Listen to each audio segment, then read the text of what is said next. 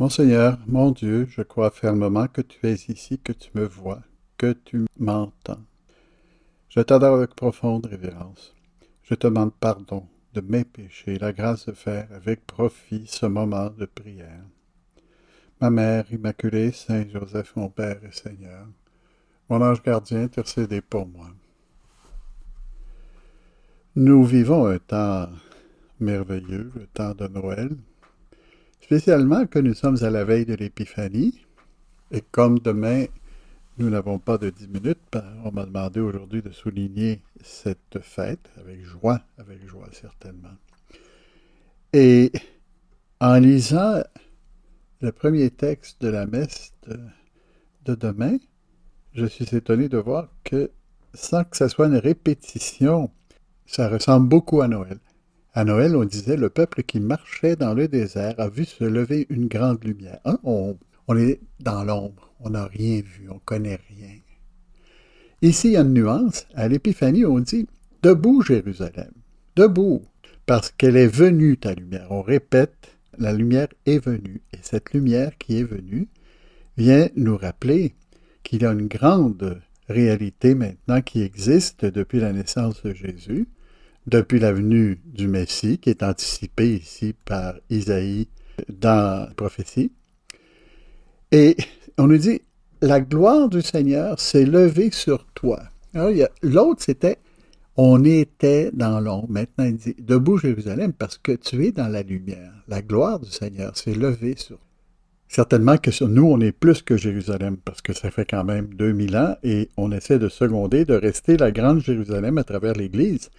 Et on n'a aucune raison pour pencher la tête et se demander si Jésus est vraiment venu ou si Jésus était le Messie. On a depuis 2000 ans, clarifier toutes ces choses-là assez pour pouvoir avoir la foi, simplement en la demandant et en lisant ces commentaires, en écoutant ces gens qui savent bien, en essayant de parler avec le Seigneur dans notre prière. Le Christ est venu, c'est la grande lumière. Et qu'est-ce qui arrive? C'est que dans la lumière, c'est difficile de faire des faux pas. Dans la lumière, c'est difficile de ne pas être capable de lire, de ne pas être capable de comprendre. Dans le noir, on est toujours dans la suspicion. Est-ce que j'ai vu? Est-ce que j'ai entendu? Mais dans la pleine lumière, la lumière du jour, la lumière dans ce cas-là de la venue de Dieu, on n'a pas de doute. Nous avons vu son étoile, disent les rois. Les rois ne doutent pas. Eux qui viennent à Jérusalem parce qu'elle est là, cette grande lumière. Ils ont fait des grands détours. Hein? Gaspard, Melchior et Balthazar ont fait des grands détours pour se retrouver avec le Seigneur. Et dans cette ambiance, ils ont même été chez Hérode, on le sait. Ils ont perdu l'étoile, ils sont allés chez Hérode pour pouvoir trouver où elle est rendue. Et ils demandent à Hérode où se trouve le roi des Juifs. À Jérusalem, il dormait. Contrairement au conseil de grand prophète Isaïe, debout, Jérusalem, ils étaient dans le sommeil total. Ils ne savaient pas que Jésus arrivait. Ils n'avaient pas vu, ils n'avaient aucun soupçon. Ils n'entendaient pas toutes ces rumeurs qui couraient partout, ils ne savaient pas que le Messie était né. Il n'y avait pas de raison nécessairement de le savoir, mais ils auraient pu être sur le qui-vive. Ils n'étaient tellement pas dedans qu'ils ont été obligés de demander aux scribes qui étaient là d'aller savoir où est-ce qu'il devait naître. Imagine-toi, venant de celui qui représentait le Messie, mais qui n'était plus de sa famille parce qu'il avait été nommé par les Romains. Cet homme-là était complètement déphasé, n'avait aucune idée, ne savait pas, et non plus son entourage. Et c'est ça qui est triste. Les scribes, les pharisiens qui avaient là, qui savaient, qui connaissaient la loi, auraient pu éventuellement lui dire quelque chose. Et nous en savons plus qu'eux. C'est vrai, c'est 2000 ans après, mais nous avons la certitude que le Christ est né. Et comme les mages, nous voulons l'adorer. Chemin faisant, il retrouve l'étoile et il l'adore. Et on sait qu'ils lui firent de grands dons, l'or, l'encens et la myrrhe. Des cadeaux royaux, parce qu'il était le roi des Juifs, comme eux-mêmes avaient demandé à Pilate, mais ils étaient aussi des hommes puissants à leur manière, et ils avaient des cadeaux symboliques qui représentaient son humanité, sa divinité et son sacrifice sur la croix, la myrrhe. Le Verbe était la lumière, la vraie lumière, la lumière véritable selon la traduction.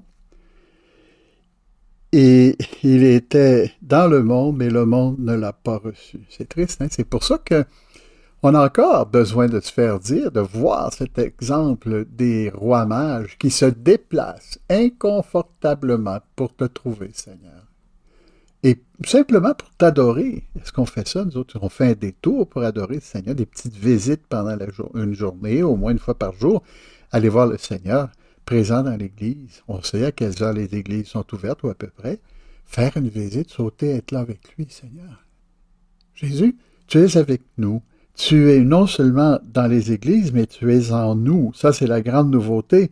Et les rois mages ont su que le Christ était né, mais c'est seulement après la résurrection qu'on va comprendre que le Christ était la vraie lumière.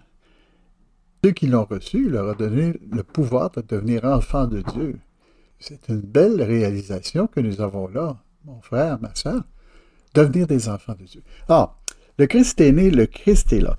Le pouvoir de la foi. Mais il faut dire que sur le fait que si la lumière est là ou la lumière n'est pas là, ce n'est pas une question de foi. C'est ce que la lumière nous annonce. Hein? La lumière d'un grand prophète. Il faut écouter le prophète. Et c'est à nous de répéter ce qu'a dit le prophète. C'est à nous de répéter ce qu'a dit Jésus. C'est à nous de faire comprendre aux gens qui n'ont pas reçu l'évidence dans un contexte de foi, de leur faire voir qu'il y a bien plus que la naissance d'un bébé, mais c'est la venue du Sauveur. Et il y a ça seulement à travers la foi. La foi que nous avons peut faire naître la foi chez les autres si nous sommes diligents, si nous savons regarder dans la bonne direction, si nous savons aimer ceux qui sont autour de nous. Hein? Le temps des fêtes, c'est un temps où on reçoit à la maison, hein? Puis mon oncle Antoine, puis ma tante Tiflore, et tous ces gens-là qui viennent pour nous voir, ou les gens qu'on va visiter. Hein? Et ensuite, c'est un temps où nous-mêmes, on fait un effort pour être plus en toi, Seigneur. Je pense qu'on a essayé ces derniers jours, cette semaine et demie, pas tout à fait, d'être avec toi profondément convaincu que tu es là, comme on le dit au début, que tu es là, que tu nous vois, que tu nous entends. Et on veut que les autres participent à ça. On a l'avantage des fêtes de famille de ce temps-ci, mon cousin, ma cousine, hein, Toto, le petit, qui se promène partout, qui court partout, puis qui fait le drôle, qui a 4 ans, puis on essaie de dire, bon, tranquille, il faut lui aussi le faire prier devant la crèche. Hein? Il faut lui dire aussi, il faut que tu donnes quelque chose à Jésus. Maintenant que tu sais que Jésus est là, les enfants comprennent bien. Peut-être que ta blonde ou ton chum, hein,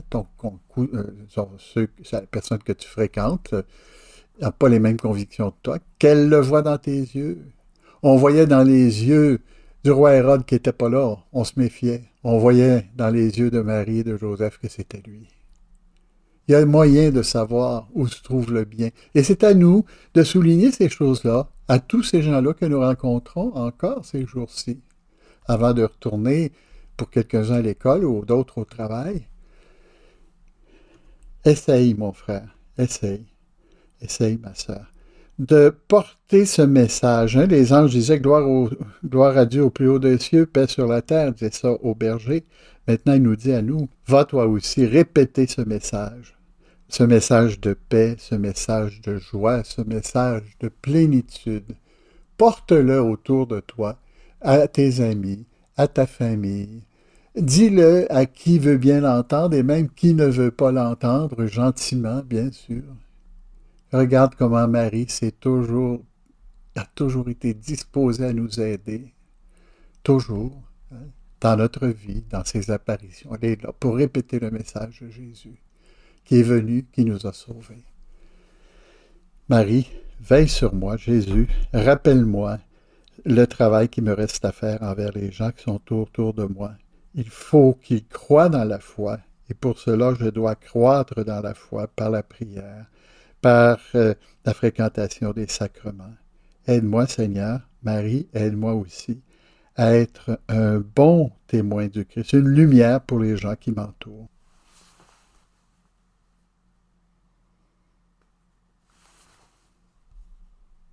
Je te remercie, mon Dieu, des bonnes résolutions, des actes d'amour, des inspirations que tu m'as communiquées dans cette méditation. Je te demande de m'aider à les mettre en pratique. Ma Mère Immaculée, Saint Joseph, mon Père et Seigneur, mon ange gardien, intercédez pour moi.